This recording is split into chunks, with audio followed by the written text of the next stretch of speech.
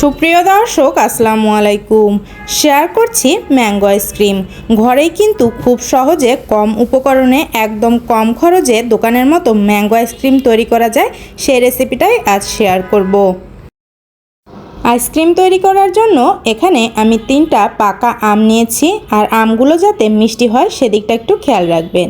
আমগুলোকে খুব ভালোভাবে ক্লিন করে নিয়েছি। এখন আমগুলোকে আমি কেটে নিচ্ছি। আমগুলোকে আমি ব্লেন্ড করব, এজন্য আমগুলোকে আমি ছোট ছোট কিউব করে কেটে নিব যাতে ব্লেন্ড করতে সুবিধা হয়। আর ছোট কিউব করে কেটে নিলে আমগুলো একদম স্মুথ করে ব্লেন্ড করা যায়। দেখুন আমগুলোকে আমি কেটে নিয়েছি। এখন একটা সাইডে রেখে দিয়ে ব্লেন্ডারের জারে আমগুলোকে নিয়ে নিচ্ছি। আমগুলোকে আমি একটা চামচ দিয়ে খোসা থেকে ছাড়িয়ে নিচ্ছি। আর আমার আমগুলোতে কিন্তু একটুও আঁশ নেই। আঁশ ছাড়া আম দিয়ে ম্যাঙ্গো আইসক্রিম তৈরি করলে আইসক্রিমটা খুবই ভালো হয়। সবগুলো আম এভাবে আমি খোসা থেকে ছাড়িয়ে ব্লেন্ডারের জারে নিয়ে নিচ্ছি। এবারে এগুলোকে খুব ভালোভাবে স্মুথ করে ব্লেন্ড করে নিচ্ছি। দেখুন আমটাকে আমি খুব ভালোভাবে স্মুথ করে ব্লেন্ড করে নিয়েছি। এখন এগুলোকে একটা সাইডে রেখে দিচ্ছি আর অন্যান্য সব কিছু রেডি করে নিচ্ছি। এবারে এখানে নিয়ে নিচ্ছি 1 কাপ পরিমাণে হুইপ ক্রিম।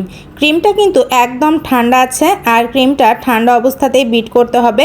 বিটারের লো স্পিডে এবারে আমি হুইপ ক্রিমটাকে একটু বিট করে নিচ্ছি।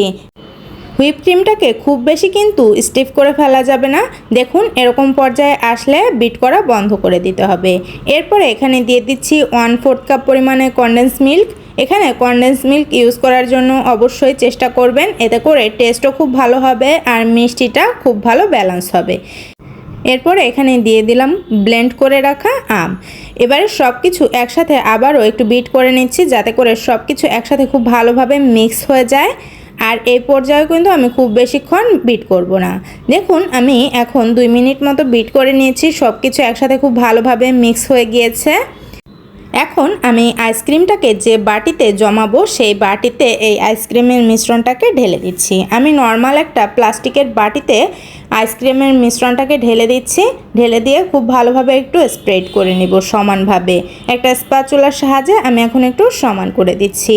আপনারা এখানে চাইলে ওপর থেকে কিন্তু ড্রাই ফ্রুটস ইউজ করতে পারেন, তবে আজ আমি কোনো ড্রাই ফ্রুটস ইউজ করছি না। ওপর থেকে আমি একটু আমের পিউরি দিয়ে দিচ্ছি, দিয়ে একটু একটা কাঠি দিয়ে নেড়েচেড়ে একটু ডিজাইনের মতো করে নিচ্ছি। এটা অপশনাল, এটা আপনারা চাইলে কিন্তু স্কিপ করতে পারেন। দেখুন আমি কাঠিটা দিয়ে নেড়ে নেড়ে একটু ডিজাইনের মতো করে দিয়েছি। এখন একটা ঢাকনা দিয়ে ঢেকে দিয়ে অপেক্ষা করব 8 থেকে 9 ঘন্টার জন্য। দেখুন ফিরে আসলাম 8-9 ঘন্টা পরে। এখন আমার ম্যাঙ্গো আইসক্রিমটা কিন্তু একদম জমে গিয়েছে, আর ভেতরে কিন্তু একটুও বরফ জমেনি।